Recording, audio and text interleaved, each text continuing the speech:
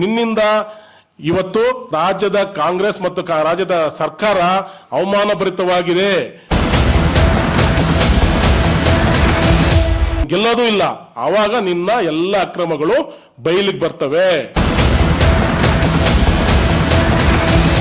ನೀನು ಒಂದು ಪರ್ಮಿಷನ್ ಅನ್ನ ತಗೊಂಡು 10 ರಿಂದ 12 ಇನ್ಸ್ಟಿಟ್ಯೂಷನ್ಗಳನ್ನು ನಡೆಸ್ತಾ ಇರ್ತಕ್ಕಂಥದ್ದು ಕೂಡ ಎಲ್ರಿಗೂ ಜನತೆಗೆ ಗೊತ್ತಿದೆ. ಮೀಸೆ ತಿರುವುದು, ತೊಡೆ ತಟ್ಟೋದು,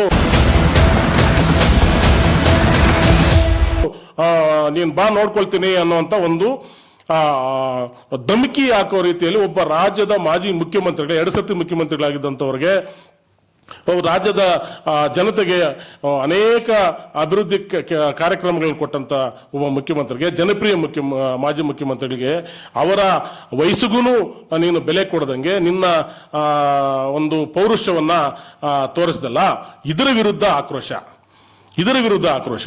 ಹಂಗಾಗಿ ಇವತ್ತು ನಾನು ಅವ್ರಿಗೆ ಹೇಳಕ್ ಬಯಸೋದು ಏನಂತಂದ್ರೆ, ಈ ಅಲ್ಲಿನ ಜಿಲ್ಲಾಡಳಿತ ಇವತ್ತು ಏನು ಅಮಾಯಕ ಜನಗಳನ್ನ 150 ರಿಂದ 150 ಜನ ಮೇಲೆ ಏನು FIR ಮಾಡಿ ಅದನ್ನು ಬಂಧಿಸುವಂತ ಕಾರ್ಯಕ್ರಮ ನಡೀತಾ ಇದೆಯಲ್ಲ, ಇದಕ್ಕೆಲ್ಲ ಕಾರಣ ಈಗಿನ ಶಾಸಕರಾದಂತ ಪ್ರದೀಪ್ ಈಶ್ವರ್ ಅವರು ಏನು ಪ್ರಚೋದನೆ ಮಾಡಿದ್ರು, ಜನಗಳನ್ನ ಪ್ರಚೋದನೆ ಮಾಡಿ ಅಲ್ಲಿ ಗಲಾಟೆ ಆಗೋದಕ್ಕೆ ಅವ್ರು ಏನು ಕಾರಣ, ಏನು ಅವರು ಮಾಡಿದ್ರು, ಅದಕ್ಕೆಲ್ಲದಕ್ಕೂ ಅವರೇ ಮೂಲ ಕಾರಣ.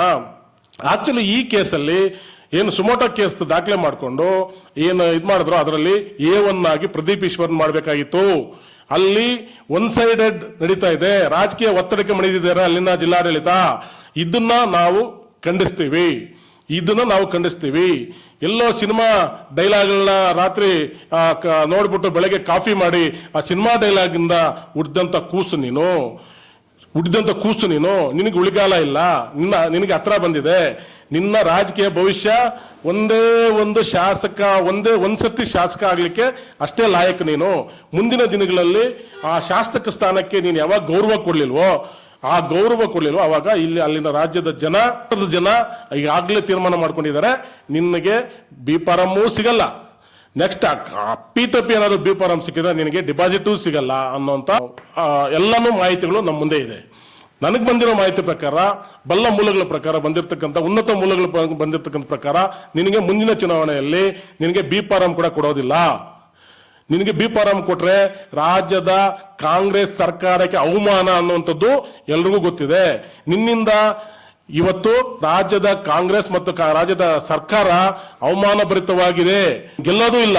ಆವಾಗ ನಿನ್ನ ಎಲ್ಲ ಅಕ್ರಮಗಳು ಬಯಲಿಗೆ ಬರ್ತವೆ. ಇವಾಗ ನಿನಗೇನು ಅಧಿಕಾರ ಇದೆ, ನಿಮ್ದೇ ಸರ್ಕಾರ ಇದೆ ಅನ್ನೋಂಥ ಒಂದೇ ಒಂದು ಕಾರಣಕ್ಕೆ ನೀನು ತಪ್ಪಿಸ್ಕೊಂಡು ಓಡಾಡ್ಬೋದು. ನೀನು ಒಂದು ಪರ್ಮಿಷನ್ ಅನ್ನ ತಗೊಂಡು 10 ರಿಂದ 12 ಇನ್ಸ್ಟಿಟ್ಯೂಷನ್ಗಳನ್ನು ನಡೆಸ್ತಾ ಇರ್ತಕ್ಕಂಥದ್ದು ಕೂಡ ಎಲ್ರಿಗೂ ಜನತೆಗೆ ಗೊತ್ತಿದೆ. ಅಲ್ಲಿ ಎಷ್ಟು ಅಕ್ರಮ ಆಗಿದೆ ಅನ್ನೋಂಥದ್ದು ಗೊತ್ತಿದೆ.